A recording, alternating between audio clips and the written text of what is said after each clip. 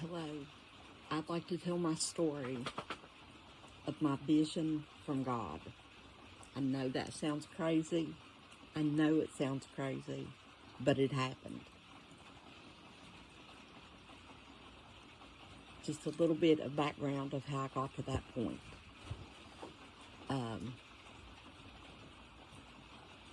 In 2015, in December of 2015, I lost my youngest son, who was 16, Logan, to suicide.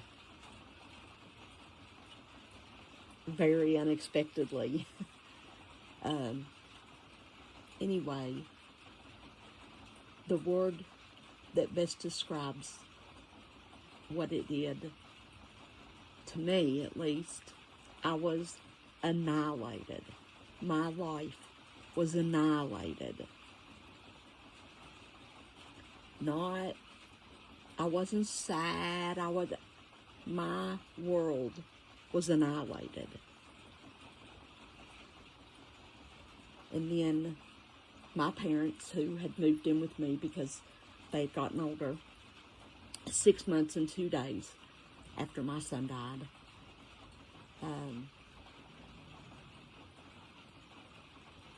I was like barely crawling out of the bed.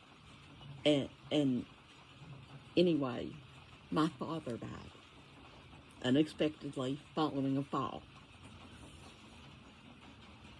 And then 7 months after that, my mother died in her sleep. So in 13 months, I'd lost my son and both of my parents, all unexpectedly. My world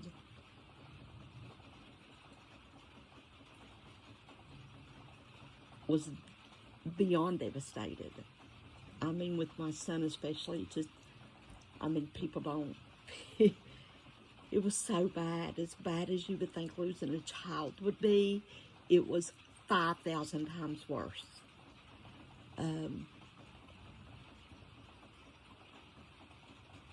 it wasn't long after I lost him that, I felt like my chest was hollow.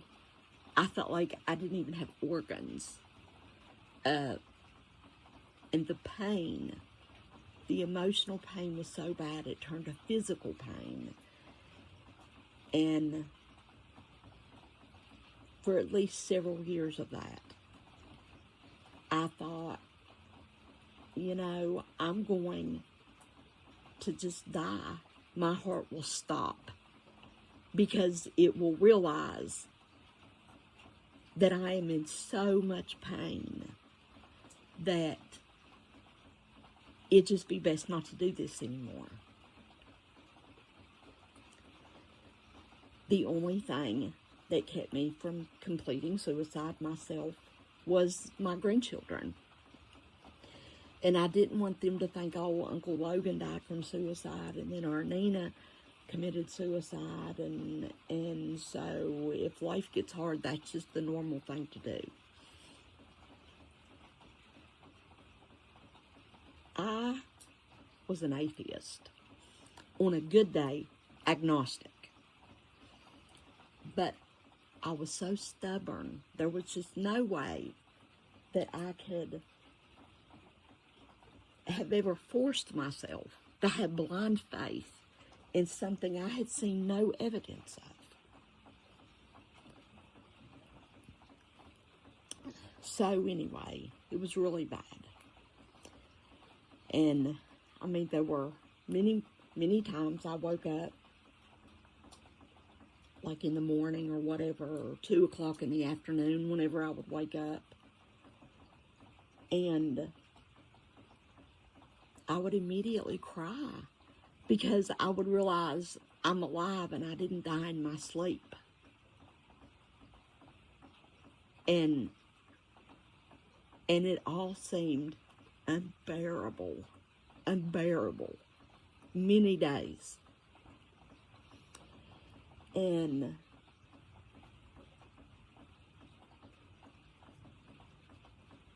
I would go months without bathing. or brushing my teeth, or brushing my hair.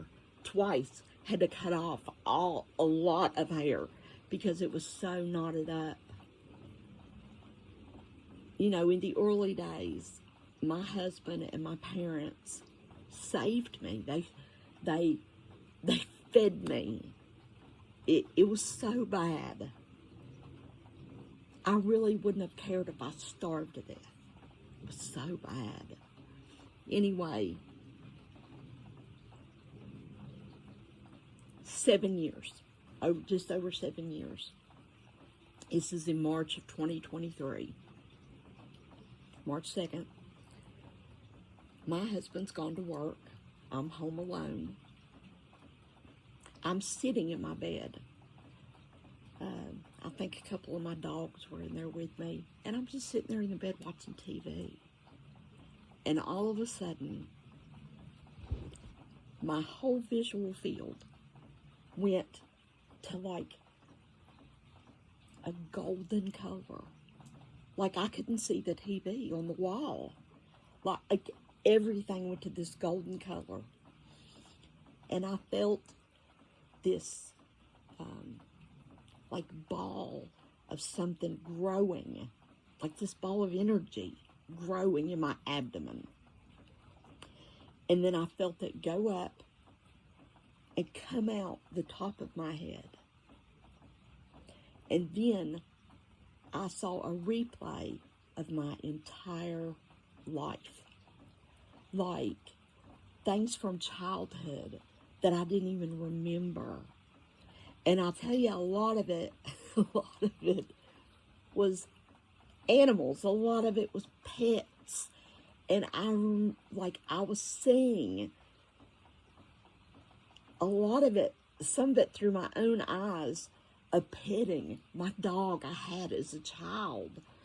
And anyway, I could see that everything that ever happened. And there were some really hard parts of my life.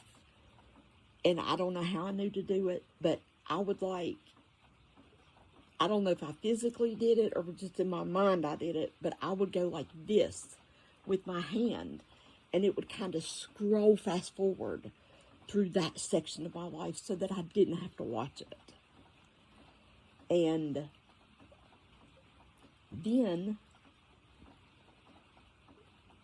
I saw myself from kind of like the corner of my bedroom in my bed, just like I was right then. And I rolled over on my right side and adjusted my pillows and lay down and went to sleep. And I felt myself give, like, I don't even know how to describe that. But anyway, so it's like I reviewed my whole life to my death that night in the bed was coming. And so then boom, I'm in, I don't even know what it's called. It wasn't heaven, it was like a room. And but there were no walls or anything. It was all this golden warm light. And you know, if you're out in the sun, it's really bright. You can feel the sun rays like kind of going through your skin into your body. That's the best way I can describe it. This room was full of love that I could feel penetrating into my whole body. Not just like my top layer of skin, like my whole entire being could feel this love. I don't even know how else to describe it. And then someone came from behind me. I never saw the person. At this point now, I'm assuming it was God. And he spoke to me, not in a voice.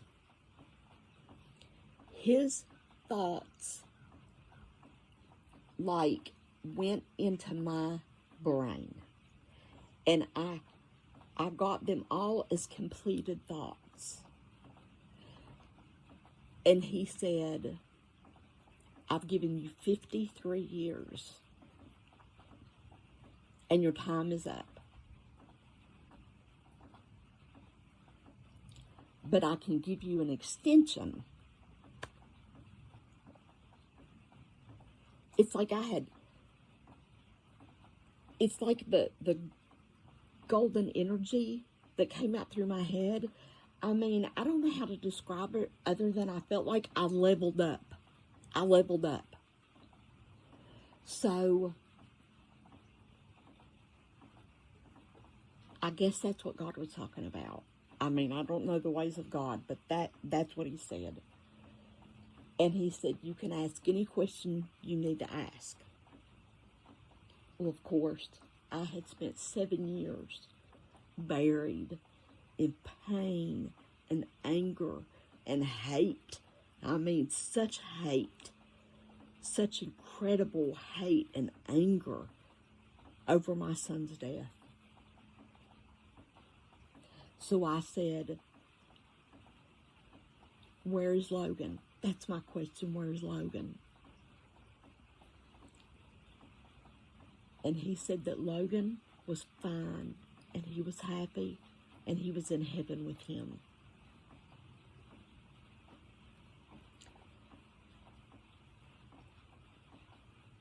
I said, okay. And I forgot to mention, too, when I first got to this giant room that like no walls, it's like golden light everywhere. But I could see off in the distance, there was gold-colored balls that went out. I mean, like planets, like solar systems, something. And they were very distinct from each other. So I don't know what that was about, but I saw it. Anyway,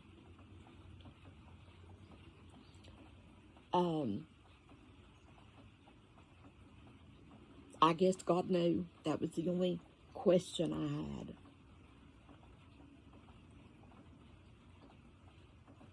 And the next thing I knew, y'all, I was falling into hell. The way it looked.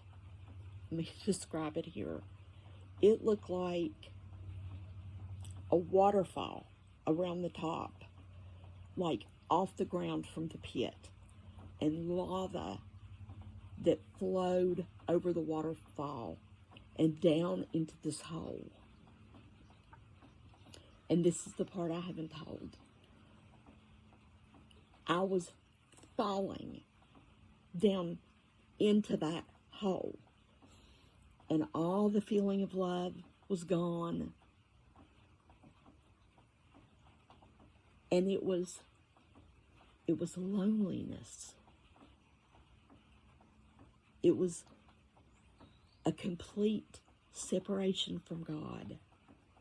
It was a God I hadn't even known until that moment. And I was falling back first down this pit. And so I don't know if God was just going to take me right in, or if he was just showing me, your time is up. You're actually due, according to the clock, to die in your sleep tonight. And this is what's going to happen.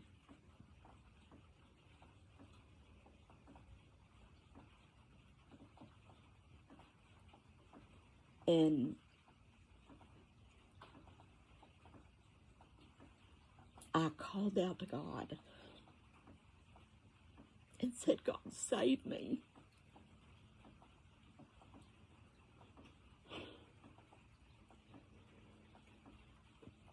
And within a half a second, I was pulled up out of that pit.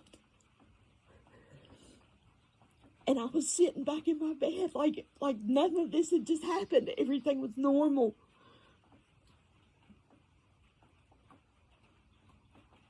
And I knew immediately God was giving me the choice.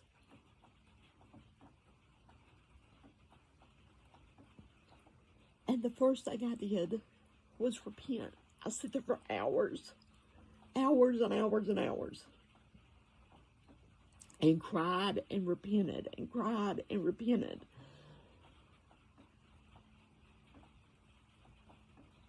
That I had been so stubborn. That I had not been able to have that blind faith. That I had held such anger and hate inside of me for so long.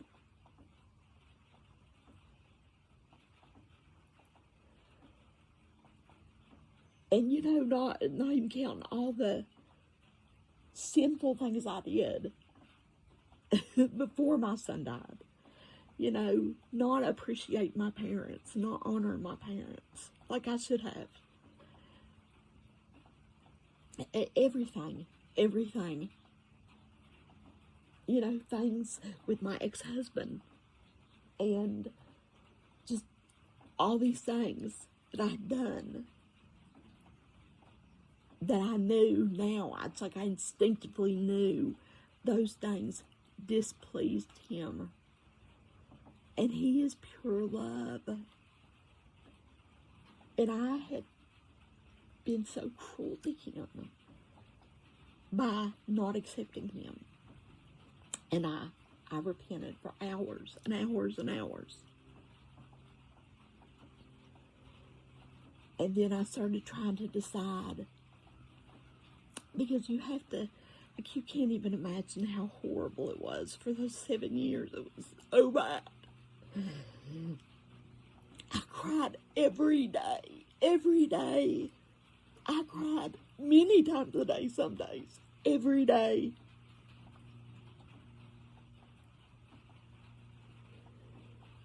And I just felt so exhausted.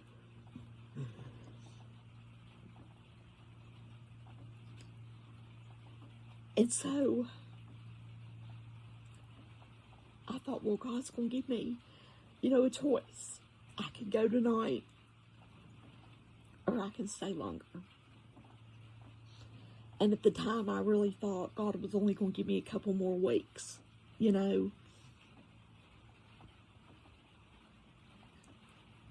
But,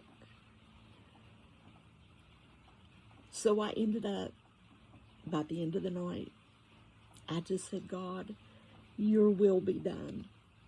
If you want to take me tonight, and whatever my fate be, if I go to hell, I deserve it.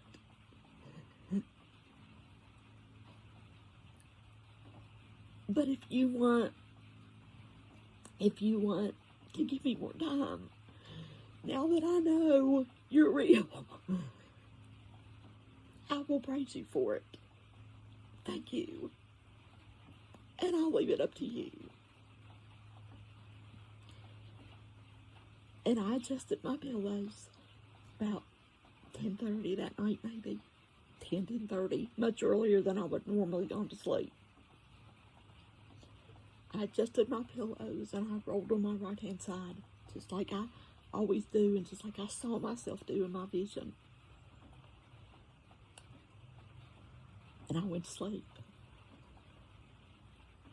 And the next morning I woke up and I knew that God had done that. And I knew that every breath I take,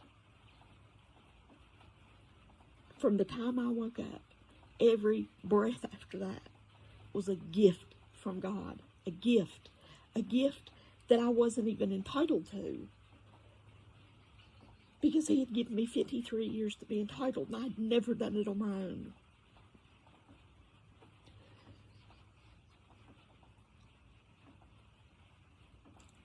And I really thought, well,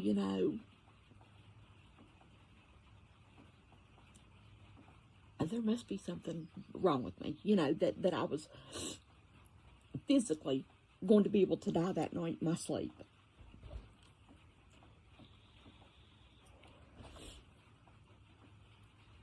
So God will give me a few weeks. Maybe he'll give me a month. Maybe he'll give me 6 months. So I thought, well, okay, I know there's a God now, but what religion am I? Because I never saw God.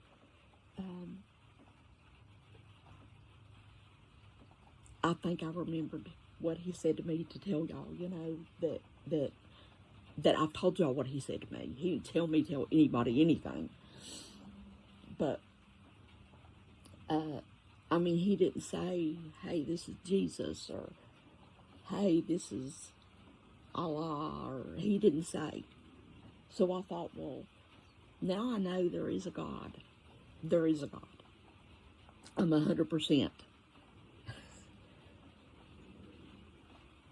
You know, what religion is right? And I started studying for about 6 or 8 months, I guess. I really looked into different religions. And I kind of got the inkling from God, but I don't know, because I didn't hear a voice like that said nobody's got it 100% right. Nobody knows all of it.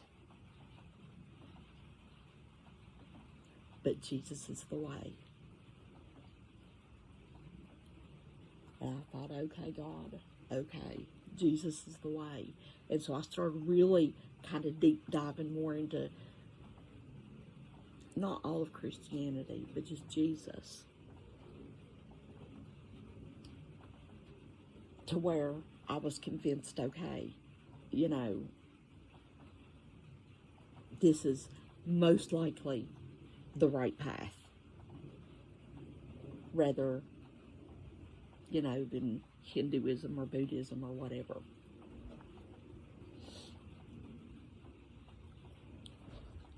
So, my parents were Methodists. So I went to a Methodist church down the road. And I thought, yeah, no, this isn't it. You know, this isn't it.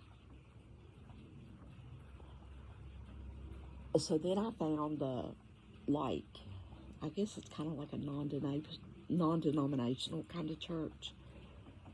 But the people there are so friendly and so loving. But it was a very small crowd. I mean, there would be like 20, 25 people there on a Sunday. But it was a really good place to start. You know, I would go listen to the sermons and stuff, and I would get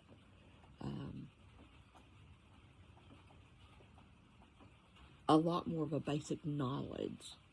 Now that I was, because I had to, as a child, gone to the Methodist church with my parents, but, you know, I went for the Kool-Aid and the snacks in Sunday school. And I never really tried to learn any of it or comprehend any of it, because I just never really believed any of it was real. So anyway,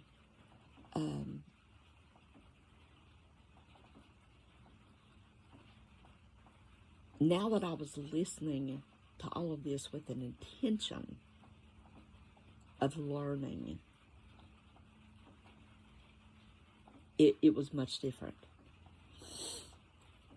And though this church, like I said, is a very small little church thing, and I started taking my granddaughter to church. Well, there was no kids in church. It was mostly older people. There was no kids in the church at all. And I wanted a church that had like Wednesday night services and not just Sunday services, because I felt like I'm trying to play catch up, because I waited so long to find the Lord. And I felt like I had such bad habits that were ingrained in me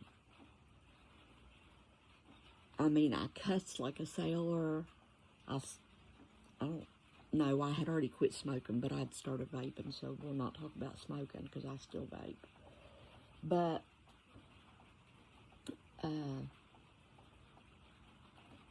being judgmental of people, things like that. Not fully forgiving people, repenting my behavior, but not forgiving other people for their behavior. And so I felt like I needed more. So I saw on Facebook an ad for a vacation Bible school at a church about 35 minutes away. It was an apostolic Pentecostal church, and I thought, okay, we'll try this out. So I found it on a Tuesday. So I went by myself because my husband was at work to the Wednesday night service. Y'all, I got baptized that night.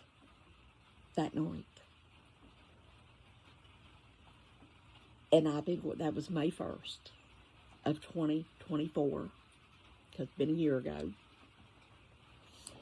It was a Wednesday night, and I got baptized at that Wednesday night service. And I had been going to that church other than, I do have a few health problems other than when I'm sick or something. I go every Sunday and every Wednesday. And it fills my soul with so much goodness to be in the presence of the congregation of people who get it.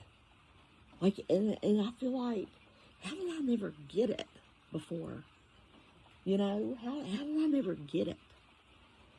And I have learned to truly forgive. I have learned to truly be at peace. I have learned to not judge.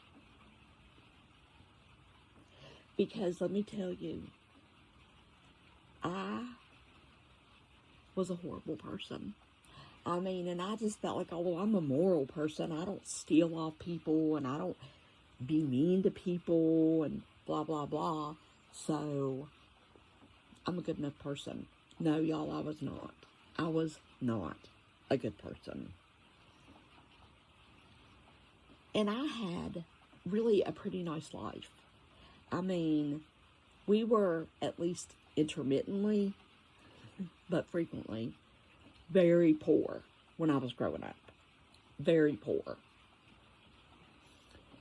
And, but I had both parents. My parents were married almost 58 years when they passed. And both parents that loved me so much. They loved me so much. And I didn't appreciate it. I didn't appreciate it. I always had a roof over my head. I always had food to eat.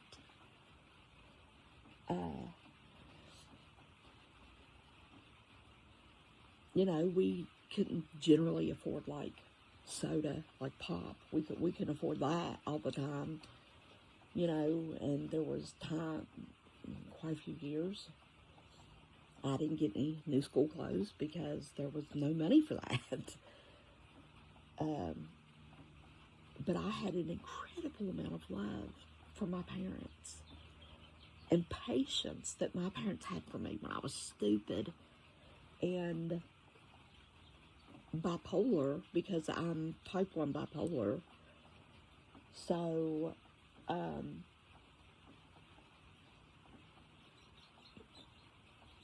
back when I was a kid at 10 and 12, I knew something was wrong with me. But back then they didn't really, diagnose little kids with that or treat that really or anything. And I was so rebellious and caused my poor parents so much heartache. I mean, like always running away from home and it just stealing and being rebellious and yeah, just all these things. Anyway,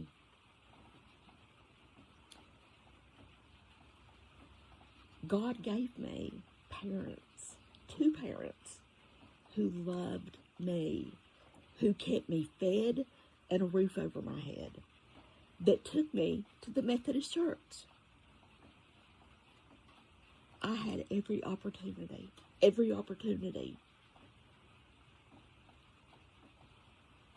I mean, I'm not dissing other countries at all. You know, not like I'm this well-traveled person. But I was born in America where,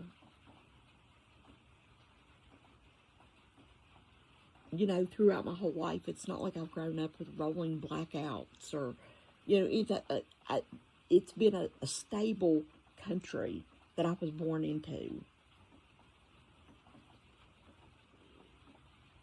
And I appreciated none of it. And I still turned out to be a horrible person who deserved to go to hell. So the way I think about judgment is, if my soul was born in somebody else's position, I probably wouldn't have done any better than them. If I was born to a mom who was a drug addict, who had 7 kids by 7 dads, I would have not turned out any better than the worst of those 7 children. I feel like God gives us all different challenges. My main challenge, I guess, in my childhood and stuff was being bipolar and knowing there was something wrong with me. You know, we didn't know what it was. I didn't get diagnosed till I was like 30-something. But, you know, that I knew. I always knew. And, you know, we all are given different challenges.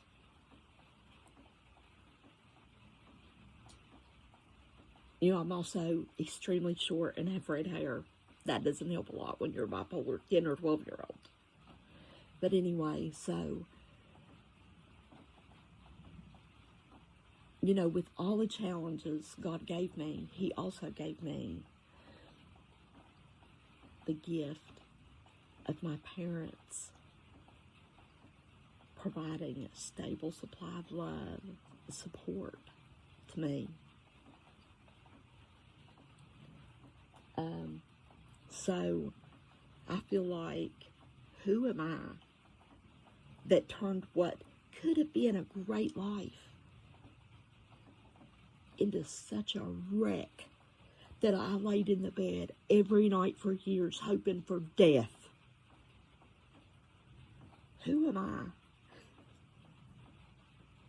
to judge anybody? Anybody.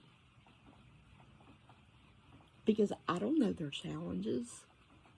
You know, even if I can look and say, oh, well, you know, her parents got divorced and her dad was abusive, or her mom's boyfriend was abusive, or, you know, whatever. You know, God also gave me a pretty good IQ. I mean, I'm not a genius, but I'm well above average. And I wasted that. I wasted it. I didn't do anything with it. You know, I ended up getting a college degree, but just because my parents,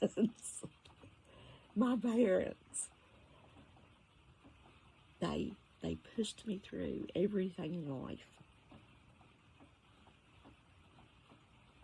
trying to get me to be able to stand on my own.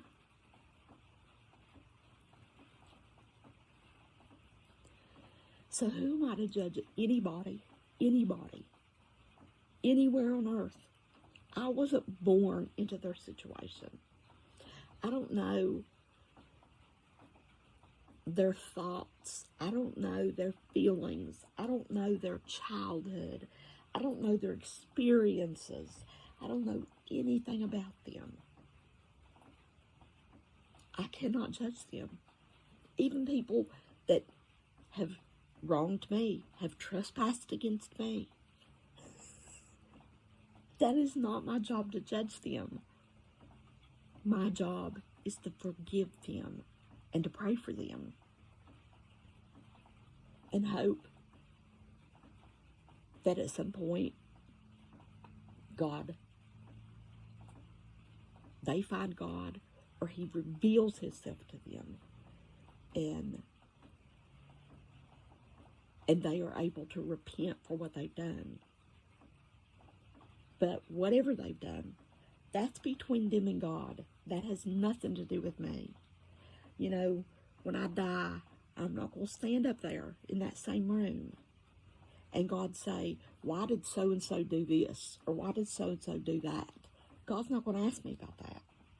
He's going to ask me about what I did. He's going to ask me about how I reacted to what they did.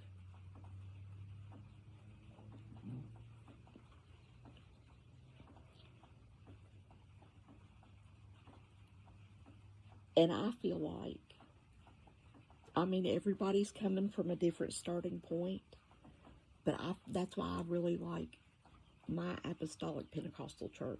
It's the only one I've ever been to. I don't know if they're all like this, but Jesus is the great equalizer. He loves us all. He loves us all. People I hate, that I hated in my heart, Jesus loves them. They are his child as much as I am his child. And they deserve a chance to return that love to him and build a relationship with him, just like God gave me another chance. You know, God's given me 1,000 chances. I mean, when I was like a teenager and stuff like that, I did so many stupid things, y'all, that I could have died. Like, I don't know how I lived through my teenage years. I did so many stupid things. I put myself in so many bad situations.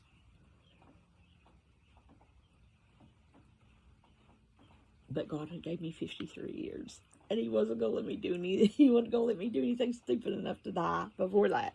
I was given 53 years. And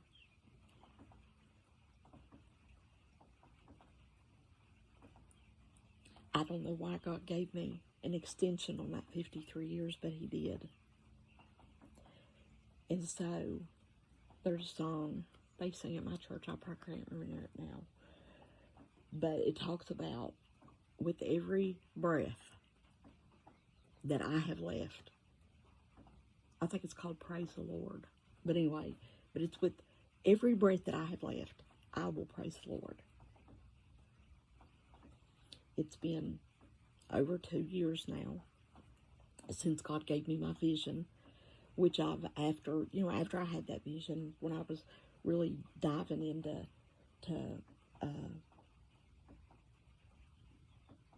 different religions and stuff, I started seeing things here and there about near-death experiences.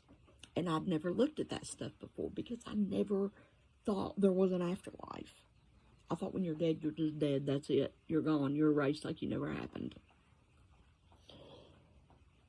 So I started watching some of these videos by some of these people that were in accidents or had heart attacks or whatever and had these near-death experiences. I realized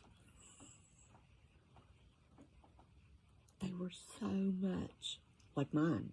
Oh, one big part I forgot to tell you guys. After I was in the golden room and I asked my question and God answered me, before I was going into the pit of hell, I went to the first test. I think there's many tests, and they test your heart. They test your heart, and there's no way you can fake them. And I was in like this tunnel, and there was like stars of light kind of on the inside the tunnel. And where you start in the tunnel, there was just little few stars here and there. And the further you go up in the tunnel, the more stars there are on the edge of this tunnel. And if you think about God and how much you want to be with God, you go faster through this tunnel. Well, I never got near the end because I had just that second discovered there was God. So I did not have a yearning to go be with him. You know, and I realized if I thought to myself, wow, this is real and I really don't want to go to hell, I would slow down in the tunnel to just barely going through the tunnel. But if I would think about the love of God I just felt, I would speed up more in the tunnel. Well, I guess, like I said, I don't know how God works, but I guess you either make it to the end of that tunnel and you make it to heaven, or you at least make it to the next test. I didn't make it through the tunnel, guys, and that's when I started falling back first into that pit. I can't believe I left that part out. There's a test, you know, and it was...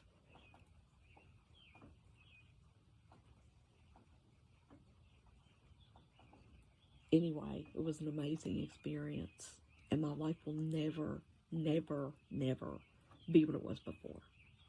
I've not had, since over 2 years ago now, not 1 second of doubt. Not 1 second of doubt.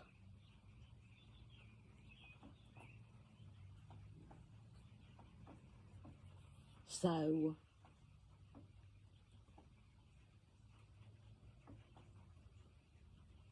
when I came across all these near-death experience videos, and I heard things, many things, like the fact that several, I think I've heard now, said that when God talked to them, there wasn't a voice. It was a thought. And what they heard came into their head as a complete thought from God.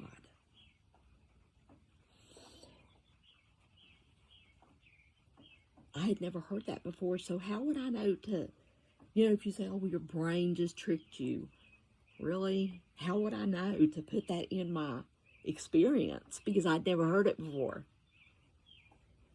So it's like I was going to die, but I had done something. I've done something. Maybe it's my parents' prayers that interceded for me. That God gave me like a pre-near-death experience.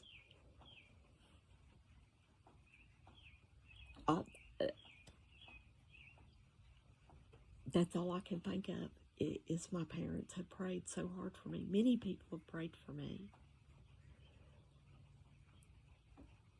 But I know my parents have most likely prayed so hard for me that somehow God granted me that wisdom. And so I feel like, I don't know, maybe because of that, he expects more out of me, because I didn't just have that blind faith. I just, you know, he had to actually say, hey, girlfriend, straighten up, or you're going to go to hell. And make me feel that love, that not only do I not want to go to hell, I think what I learned a lot from that too is that not only do I not want to go to hell, I want to be with the source of that love and light and warmth. And that is Jesus. That is God. That is the source. And so, yeah, I don't want to go to hell, but I really want to go. Really want to go to that. And God has helped me. It was hard, but he's helped me forgive. He's helped me quit judging. He's helped me do lots of things that I would have never thought I could do. Never. And He has given me so much peace that y'all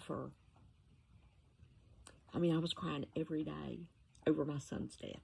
Every day. For 7 years. Over 7 years. Till this happened.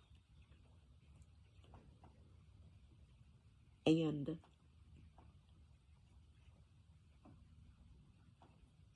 I'd been to 3 or 4 different therapists.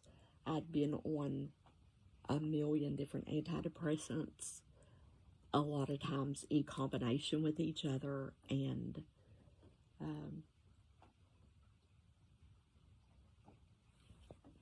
God saved me. I had so much peace.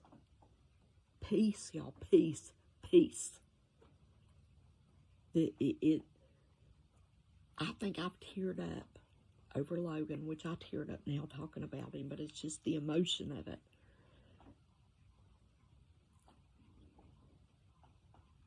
I have not cried harder than I just cried 10 minutes ago on this video, tearing up, talking about Logan and how hard his death was.